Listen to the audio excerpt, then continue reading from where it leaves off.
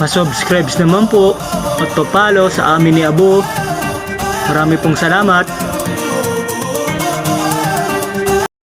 Sa bawat araw ng buhay natin, marami po tayong nakakasalamuhang tao. Tandaan po natin, be wise at magpakabait po tayo. Isang mapagpalang araw po sa inyong lahat. Bago ko po simulan ang aking topic, binabati ko po lahat ang aking followers. Lalo na po yung mga followers na hindi ko po kilala personally. Kasi yung iba ko pong followers dito, kilala ko na po at mga kaututang dila ko po. Ayan. Magandang araw po sa inyong lahat. Nabati ko na po kayo Hindi ko na po kayo papangalanan pa. Ang topic po ngayon sa aking vlog ay ang mga sikat pong vloggers na mga nagsimula lang po sa maliliit na pagko-content. Pero ngayon po ay sikat na sila, nagkakapangalan na sila, at sumasahod na po sila dito sa TikTok, sa Facebook, sa YouTube. Pero habang sumisikat ka po, habang nagkakapera ka, naandyan po yung mga basher,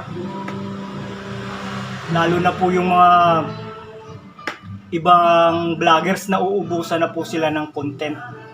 Meron nga pong isang vlogger na na ang content niya, lagi po silang kumakain ng mga kaibigan niya. Nagumpisa ito sa sa mga turo-turo, sa mga street foods, pero nagkaroon na siya ng kita, kumikita na siya kung saan na po sila nakakakain ng mga kaibigan niyang mga high class na restaurant.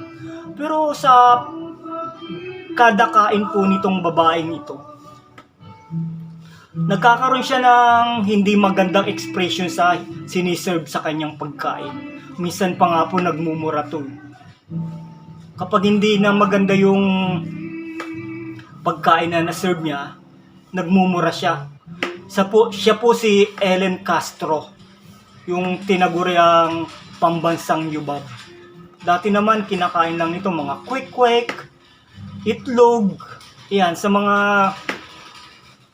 street food lang po yung mga kinakain nila. Sumikat ito, lalo na po sa TikTok, sikat ito. Nagkapangalan, kinuha pa nga po ito ni ni Ugi Diaz na talent niya. At nagkaroon po ito ng hindi magandang expression sa Iloilo, dahil kumain sila ng mga kaibigan niya. Yung pagkain dun sa restaurant na kinainan niya, sinabihan niya na hindi masarap, nagmura siya. Kaya na down ng mga kanyang mga followers, dumami ang kanyang mga basher. Tapos may isa na naman, ito sikat din tong vlogger na TikTokers. Ito daw ay number 1 customer ng Starbucks, regular customer.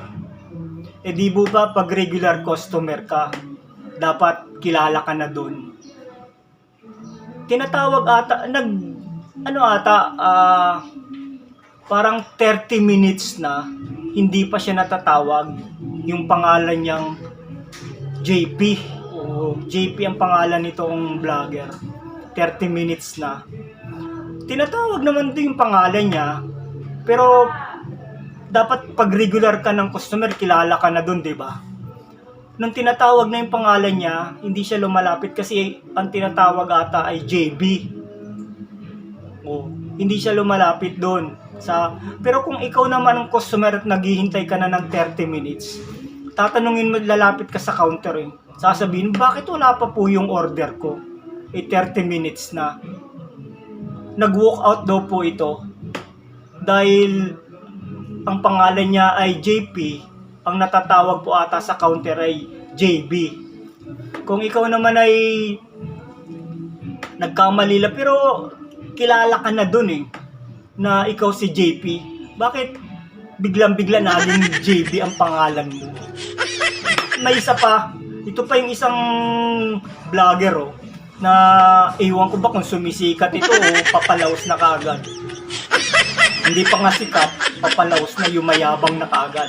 Panoorin po natin ang kanyang content. Humingi po ito ng sugar dun sa kape niya, nagpapadagdag. Ito pong vlogger na to, kilala ko to. Mataas na po ang blood sugar nito. Pero nag-umenarte. Pagdating dun sa coffee shop, ang sabi niya dun sa waiter, dagdagan yung sugar niya kasi nga daw matabang. Isa pa tong maarte, umaarte din eh. Panoorin po natin. Sir, ito na po ang order niyong coffee. Have a nice coffee, sir. Yan mataas na nga yung blood sugar niya. Nagpapadagdag pa siya ng sugar din sa coffee niya. Kasing kami nung sinerve sa akin. Walang lasa. Okay naman ang serve namin ng kape dito, Bye-bye sir. po. Kayo lang Suba-suba lang sana. Ayan, maraming salamat po sa lagi niyong panunood sa aking video. Maraming salamat po